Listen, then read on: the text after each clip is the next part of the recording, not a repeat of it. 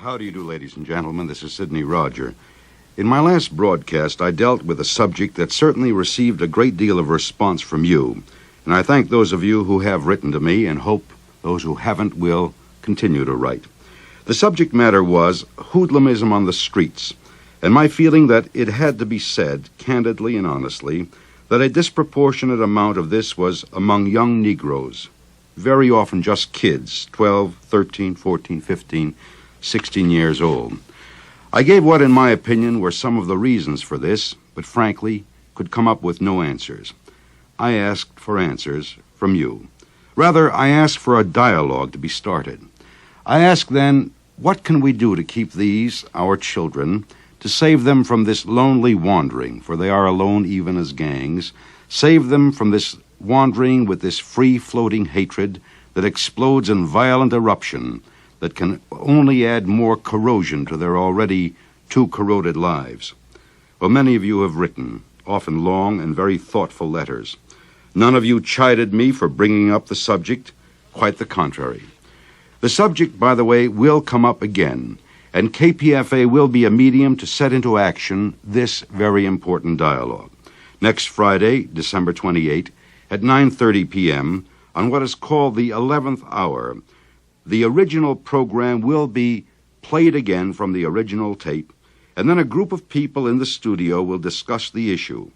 A dialogue will be entered into by some of you who have written and by others whom we call resource people. And hopefully there will be some understanding, if not answers. Some have said that perhaps some better understanding of the recent history and drive toward liberation of the Negro people in the United States might have a very healthy effect on some of these kids, if only they knew. Well, I don't know. It's an idea worth thinking about. You know, it's just been about 100 years since the Emancipation Proclamation, but emancipation implies something someone gives to someone else. The American Negro, particularly, and patiently waited and waited and waited for this emancipation, and then began his own emancipation. The great turning point, interestingly enough, was not some grand and glorious, pre-planned march to greatness, but a quiet event that happened just some 7 years ago in December this month. It was in December 1955 that a very quiet, and I found when I met her a very shy woman named Rosa Parks in Birmingham, Alabama, tired after a long day's work, decided not to give up her seat on a bus.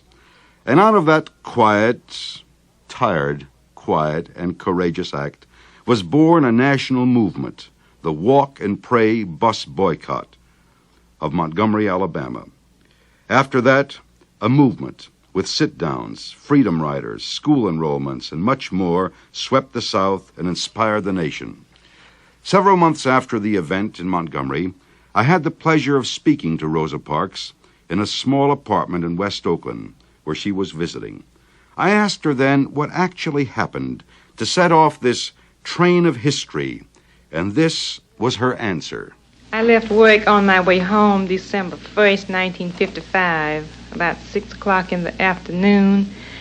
I boarded the bus downtown in Montgomery on Coates Square.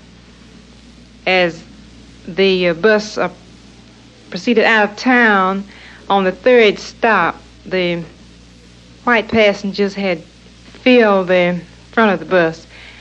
When I got on the bus, the rear was filled with colored passengers, and they were beginning to stand. The seat I occupied was the first of the seats where the Negro passengers take as they on this route.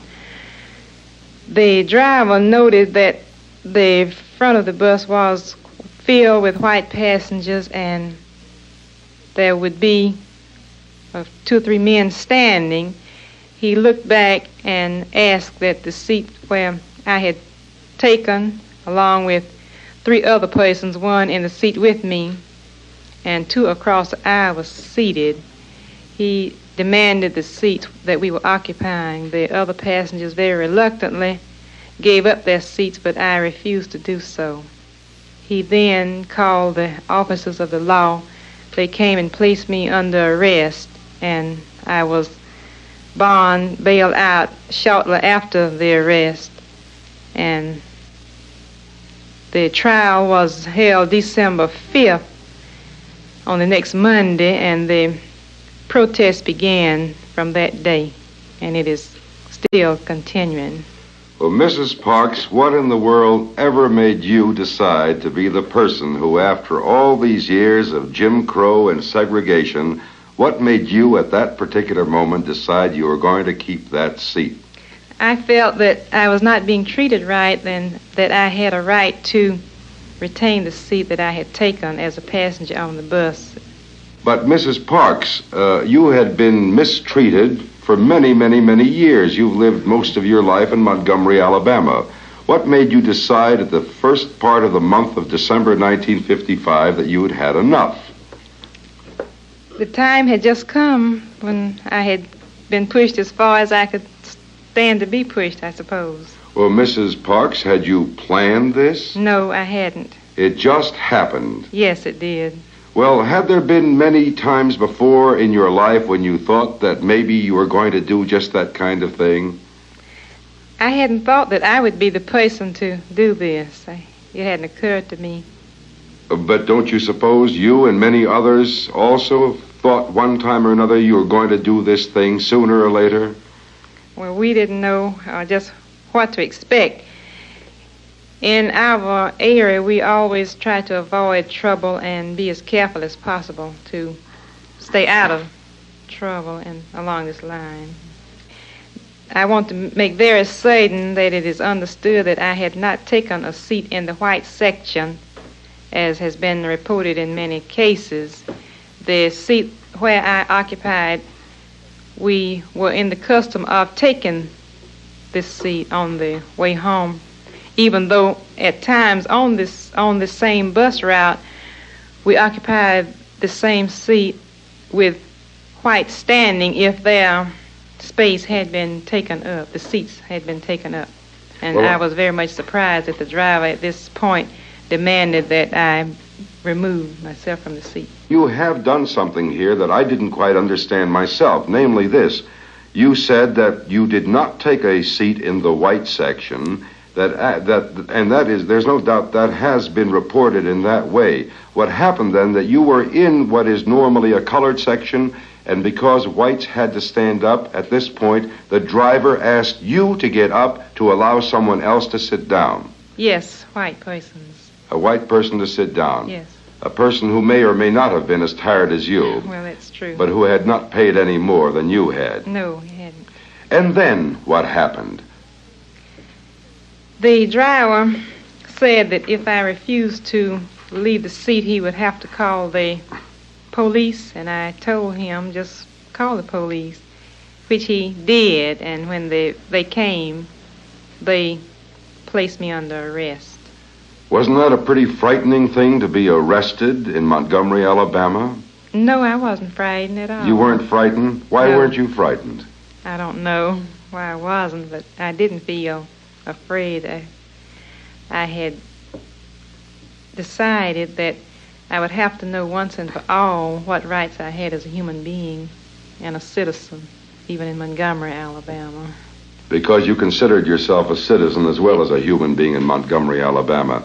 You say you weren't frightened, and yet to be arrested in Montgomery, especially on a charge in which you are challenging the whole system of segregation, could be a pretty frightening thing. It could even lead to a certain amount of physical brutality, couldn't it? That's possible. It could have. But this didn't bother you. No, it didn't. And a lot of people, of course, feel quite ashamed at the disgrace of being arrested. Apparently, you didn't feel there was any disgrace involved in this one. No, not in this one. Well, then you were arrested, and what was the charge? Violation of the segregation law of the city and state of Alabama and transportation. Yes, but you were sitting in the colored section. What law were you violating? I didn't think I was violating any. Well, Mrs. Parks, at the recent trial of Reverend M.L. King, it was brought up by the defense that there had been over many, many years many brutalities and humiliations of Negro passengers on these buses. Can you give us some examples that you yourself have seen or experienced personally of some of these humiliations that took place day after day when you were riding the buses? Yes, I have been refused entrance on the buses because I would not pay my fare at the front and go around to the rear door to enter. Let me have that again now. You mean you pay your fare at the front and then were forced to walk around and enter into the rear door? Yes, that was the custom if the bus was crowded up to the point where the white passengers would start occupying. And even if it was raining or anything of that sort, you might have to pay your fare at the front and walk back in the rain to the back of the bus and get in? Yes, that's true. Well, Mrs. Parks, then you were arrested, and you say you went to, you posted bond, and did you have a trial? Yes. And you were found innocent or guilty? Guilty. You were found guilty, and then what? The case was appealed. How did this particular incident of your being arrested and convicted and appealing, how did this lead to this particular protest? From the time of the arrest on Thursday night and Friday and Saturday and Sunday, the word had gotten around over Montgomery of my arrest because of this incident, and people just began to decide that they wouldn't ride the bus on the day of my trial, which was Monday, December 5th. And Monday morning, when the buses were out on the regular run, they remained empty, and people were walking or getting rides in cars with people who would pick them up as best they could. On Monday night, the mass meeting at the Holt Street Baptist Church had been called, and there were many thousand people there. They kept coming, and some people never did get in the church. There were so many. And the first day of remaining off the bus had been so successful. It was organized then that we wouldn't ride the bus until our request had been granted. Well, Mrs. Parks, how did word get around Montgomery, Alabama so quickly? First of all, that you were arrested and convicted, and second of all, how did the word get around so quickly that there would be a meeting and that people would refuse to ride? There were telephone calls from those who knew about it to others, and also an article came out in the newspaper on Friday morning about the Negro woman overlooked segregation. She was seated in the front seat, the white section of the bus, and refused to take a seat in the rear of the bus. That was the first newspaper account. They didn't ride on the day of the trial. They walked. And then how come they kept right on walking? I feel they kept on walking because I was not the only person who had been mistreated and humiliated. Others had gone through the same experience, some even worse experience than mine, and they all felt that the time had come that they should decide that we would have to stop supporting the bus company until we were given better service. How did it happen to become the kind of religious movement it became?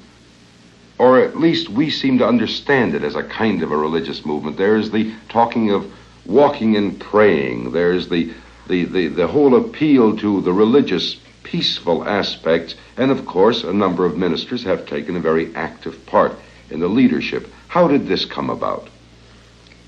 I think this came about because the ministers were very much interested in it, and we had our meetings in the churches. And being the minority, we felt that nothing could be gained by violence or threats or a belligerent attitude. We believed that more could be accomplished through the nonviolent passive resistance. We had no quarrel with anyone. We only want to stop riding the buses until we treated as any other passenger. And what do you mean when you say until you're treated as any other passenger? Does this mean, for example, that you want these buses to be completely desegregated? Yes, that's true. You want to stop the segregation on these buses? Mrs. Rosa Parks, December 1955. It was she who decided she had had it, enough. And by sitting where she did, by being arrested, set off what was and probably always will be considered the turning point in this century of the drive toward self-liberation, self-emancipation. She said, I would have to know once and for all what rights I had as a citizen and a human being in Montgomery, Alabama. This is going back into history, I'll admit, but it's not going backward. For the march that started then goes on, rising and swelling, to make this a better nation for all. And something worth recalling on this eve of the 100-year commemoration of the Emancipation Proclamation. Thanks for listening. This is Sidney Rogers speaking.